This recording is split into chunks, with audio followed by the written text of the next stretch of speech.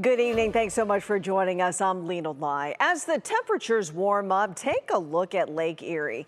Massive slabs of ice cracked and shifting, while other stretches might look solid enough to walk on. Emergency crews say that is a dangerous illusion. Annabelle Childers has the changing conditions of the lake and tonight's new warning. It's always beautiful to see Lake Erie transform to a sheet of ice, which is probably why it's so tempting to walk on. And we've seen a lot of that this weekend, with families, dog walkers, and even young kids wandering out onto the lake's frozen surface. But even beautiful things can be deadly, and officials are warning walking on the ice is not worth the risk. People getting on the ice is just such a dangerous situation because if you fall through, there's no way you can't grab onto anything. Willoughby Hills Fire Chief Robert Gandee says his firefighters are going through ice rescue training this week, preparing for the busiest season for ice rescues.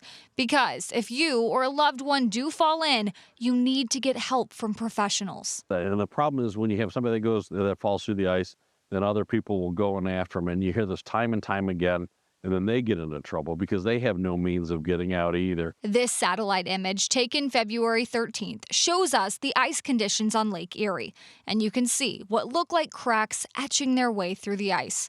And yet, Gandee is emphasizing Lake Erie is not the only body of water to treat with caution. If you fall through the ice on a river or a stream, is that you have no idea what the current is underneath. And there's a good chance it could take you and sweep you underneath the ice in an area where the ice is much thicker and there's no chance of survival, no chance of getting out. Sunday, a spokesperson for the Cleveland Division of Fire shared a statement in response to the people walking on Lake Erie. He wrote in part, "Entering the ice places individuals at serious risk of falling through into frigid water, where hypothermia can occur within minutes.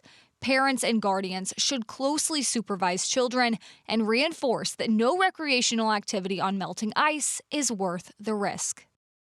Now, another big ice-related issue we're watching is the potential for ice jams. Those happen when ice melts too rapidly, and we see ice breaking into pieces, locking together, and then causing flooding. Lena? All right, Annabelle Childers in the studio. Thank you.